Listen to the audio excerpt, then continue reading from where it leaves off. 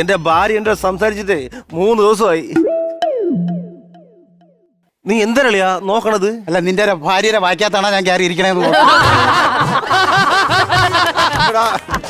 എന്റെ പാർവതി എനിക്ക് വേണം. എടാ, അത് നീ ജയറാമിന്റെ അടുത്ത് പോയി ചോദിക്കടാ. നീ എന്തിന്റെ എന്റെ അടുത്ത് വന്ന് ചോദിക്കണത്? ആ പാർവതി അല്ല, എന്റെ പശു പാർവതി എനിക്ക് വേണമെന്ന്. എടാ പിന്നെ ഞാൻ എന്റെ ഭാര്യയെ ഭയങ്കര വഴക്കായിരുന്നേ. ആ ദേഷ്യത്തിലാണ് അവക്ക് പ്രിയപ്പെട്ട ഈ പശുവിനെ നിനക്ക് ഞാൻ തന്നത്. എടാ ആ പശുവിനെ താടാ, അതിന്റെ പൈസയോരെ എന്റെ സ്കൂട്ടർ നിനക്ക് അങ്ങ് തരാം. അപ്പൊ രാവിലെ ഇവിടെ പാല് വാങ്ങിക്കാൻ വരുന്നവർക്കെ നിന്റെ സ്കൂട്ടർ കറന്ന് കൊടുത്താൽ മതിയാ. കാരണം എന്ത് കിട്ടായി? എടാ 10 ലിറ്റർ പാല് കിട്ടും അതിന്. അത് ശരി. അപ്പൊ 20 ലിറ്റർ പാലെന്നും പറഞ്ഞ് അതിൽ വെള്ളം ചേർത്താ നീ ആൾക്കാരെ പറ്റിക്കണതല്ലേ? അനാവശ്യം മാത്രം പറയരുത്. അത് എടാ, ഞാൻ പാലിൽ വെള്ളം ചേർക്കൂല, പാത്രത്തിൽ വെള്ളം എടുക്കും, എന്നിട്ട് അതിലാണ് പാല് കറന്നൊഴിക്കുന്നത്. നീ ആ പശുവിനെ എത്താ, അത് എന്റെ അച്ഛന്റെ ഓർമ്മയ്ക്ക് വേണ്ടി തന്ന പശുവാണ്.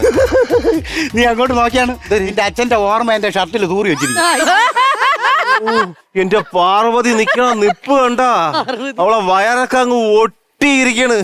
ഡേയ് എടാ, ഈ പശുവേ എന്റെ വീട്ടിലെ നായികയായിരുന്നു, നായിക. നീ അവളെ വയലോട്ട് നോക്കിയാണ്. എടാ, നായികേരെ വയറ് വിളിച്ച് കാണിച്ചു തരാം. നീ ആരടാ? തമിഴ് സിനിമ സംവിധായകൻ. എടാ അളിയാ, ഈ പശുവിനെ എനിക്ക് താടാ. ഈ പശുവിനെ കൊണ്ട് ചെന്നില്ലെങ്കിലേ എന്റെ പെണ്ണും പിള്ള എന്നെ വെട്ടും. നിനക്ക് അവളെ അറിഞ്ഞൂടാത്തോണ്ടാണ്. അവക്ക് ഭയങ്കര ദേഷ്യമാണ്. പക്ഷേ എന്റെ കൂട്ടുകാരന്മാരെ ഭാര്യ ഭയങ്കര പാവണടാ.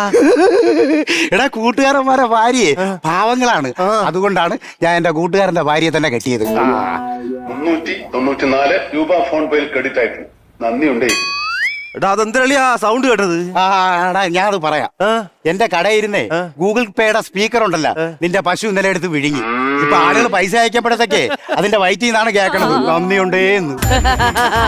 എടാ, ഈ പശു പോയ പിന്നെ ഞാൻ ഉറങ്ങിയിട്ടില്ല.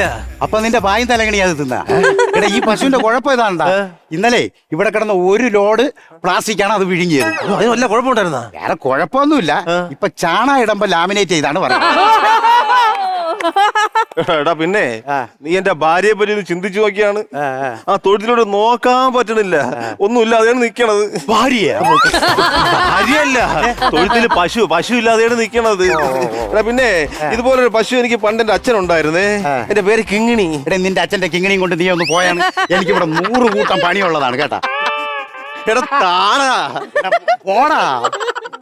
ഈ പശുവാണെങ്കിലേ എന്റെ ഭാര്യയുടെ സ്വർണം വിഴുങ്ങിയ പശുവാണ്. അതിന്നി കിട്ടി കണക്കി എന്താ അത്? എടാ, നിനക്ക് പശുവിനെ പറ്റി അറിഞ്ഞൂടാത്തോണ്ടാണ്. പശുവിന്റെ വയറിനകത്ത് 4 അറകളുണ്ട്. അത് വയറല്ലേ, അല്ലാതെ മെർമേഡ് ഹോട്ടലല്ലേ. നിനക്ക് ശാസ്ത്രീയമായി പശുവിനെ അറിഞ്ഞൂടാന്നാണ് ഞാൻ പറഞ്ഞത്. എനിക്ക് പശുവിനൊക്കെ അറിയാം. നിനക്ക് എന്തിനാ അറിയാം? എടാ, ഈ പശുവും പോത്തുമൊക്കെ ഈ സൂര്യന്റെ കറണ്ടെടുത്താണ് ശരീരം സൂക്ഷിക്കണത്. അതെനിക്കറിയാം. നിനക്ക് എങ്ങനെ അറിയാം? എടാ, നമ്മളെ ബാബുണ്ണല്ലേ മൊബൈൽ ചാർജ് ചെയ്യണേന്ന് പറഞ്ഞാൽ എരുമേരെ അകടിയിൽ കുത്തിയിട്ടിട്ടാണ്. എടാ അളിയാ, നീ എന്റെ ആത്മാർത്ഥ സുഹൃത്തല്ലേ. നീ ഈ പശു കാരണമാണ് നിന്റെ കുടുംബത്തിനകത്ത് പ്രശ്നം. ഒരു കാര്യം ചെയ്യും, ആ പശുവിനെ നീ ഞാൻ കൊണ്ടുപോകും. എന്റെ പൊന്നളിയാ, എനിക്ക് വേണ്ട. ആന്തരം നിനക്ക് പശുവിനെ വേണ്ട. ഈ പശുകാരനെ എന്റെ ഭാര്യ വേണമെങ്കിൽ അവളെ വീട്ടിൽ പോയി നിക്കുകയാണ്. ഒരു 10 ദിവസം ഞാൻ സമാധാനത്തിൽ നിന്നോട്ടറാ. നീ ഇന്നൊരു കാര്യം മനസ്സിലാക്കണം. എന്ത് മനസ്സിലാക്കണം? നന്ദിയുണ്ടേ.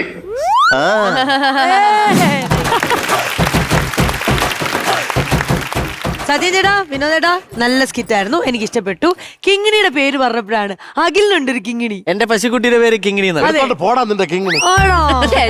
അല്ലല്ല, അല്ല സ്കിറ്റിന്റെ ഭാഗമായിട്ട് പറയുന്നെങ്കിൽ അത് അച്ഛന്റെ പശുക്കുട്ടിയാണ്. അങ്ങനെ പറയുമ്പോ എടുത്തോണ്ട് പോടാ എന്റെ അച്ഛന്റെ കിങ്ങിണി. അല്ല, കിങ്ങിണി എന്ന് പറഞ്ഞപ്പോ അല്ലേ അഖിലെ ഭയങ്കരമായിട്ട് റിലേറ്റ് ചെയ്യാൻ പറ്റിയിട്ടുണ്ടാവല്ലോ. എന്റെ ഇൻസ്റ്റാ സ്റ്റോറി നോക്കുന്നവർക്ക് അറിയാൻ പറ്റും. ആഴ്ചയിൽ 1 വട്ടമെങ്കിലും കിങ്ങിണിയുടെ സ്റ്റോറി ഇടും. വീട്ടിലിങ്ങനെ അനുഭവങ്ങളൊക്കെ ഉണ്ടോ? പശുവായിട്ട് വീട്ടില് എപ്പോഴെങ്കിലും ഇങ്ങനെ പശുവായിട്ട് അടി ഉണ്ടാക്കുമെന്ന് എനിക്കറിയാം. പശുക്കുട്ടി ഇടി പഠിപ്പിക്കുന്നതാണ്. അതെനിക്കറിയാം. പക്ഷെ വീട്ടുകാരായിട്ട് ഇങ്ങനെ പശുവിന്റെ പേരിൽ എപ്പോഴെങ്കിലും തർക്കങ്ങളൊക്കെ വന്നിട്ടുണ്ട്? പിന്നെ വീട്ടിൽ കൊച്ചു പിള്ളേരുടെ പുറകെയാണ് നോട് പോലെ അച്ഛനും അമ്മയും പശുക്കുട്ടിയുടെ പുറകെ ഓടുന്നത്. ഇത് അഴിച്ചുവിട്ടാൽ നിൽക്കൂലല്ലോ. അതെനിക്കറിയാം. അവിടെ അത്രയും കിടന്ന് ഓടും, ഇടിയും കിട്ടും. അയ്യോ. അപ്പൊ സ്കിറ്റിലേക്ക് ഇനി നമുക്ക് തിരിച്ചു വരാം. പശു ഒരു സൈഡിൽ നിൽക്കട്ടെ. പശുവിന്റെയും ഇവരുടെ സ്കിറ്റും എങ്ങനെയുണ്ടായിരുന്നു? നന്നായിരുന്നു. ഓക്കെ, ഒരുപാട് പഞ്ചസ് ഉണ്ടായിരുന്നു. ആൻഡ് നല്ല ഒരു എനർജറ്റിക് പെർഫോമൻസ് ആയിരുന്നു. Thank you. 3ാമത്തെ സ്കിറ്റ് എങ്ങാണ്ടല്ലേ നമ്മുടെ? ഈ 3 സ്കിറ്റിലായിട്ട് ഇവരെ കാണുമ്പോഴേ ഭയങ്കര ഇമ്പ്രൂവ്മെന്റ് ഉള്ള 2 പേരാണ്. അതെ. ഈ 3ാമത്തെ ഈ സ്കിറ്റ് കളിക്കുമ്പോൾ ഇവർക്ക് ടെൻഷൻ ഒന്നും ഇല്ല. ഇത് കളിച്ചപ്പം വിനോദ് ഭയങ്കര ഫ്രീ ആയിട്ടാണ് കളിച്ചത്. വിനോദ് ഭയങ്കര ലൈഫിൽ സിനിമയിൽ അഭിനയിക്കും പോലെ സ്കിറ്റ് കളിച്ചത്. അടിപൊളിയായിരുന്നു. നല്ലായിരുന്നു, അടിപൊളിയായിരുന്നു. Thank you. ഇന്ന് നമ്മൾ പെർഫോം ചെയ്തതിന് എത്രയാണ് നിങ്ങൾക്ക് ബാറ്ററി ചാർജ് ആയിരിക്കുന്നത്, പണമായിട്ട് നേടാൻ പോകുന്ന എത്രയാണെന്നുള്ളത് നോക്കാം. യെസ്,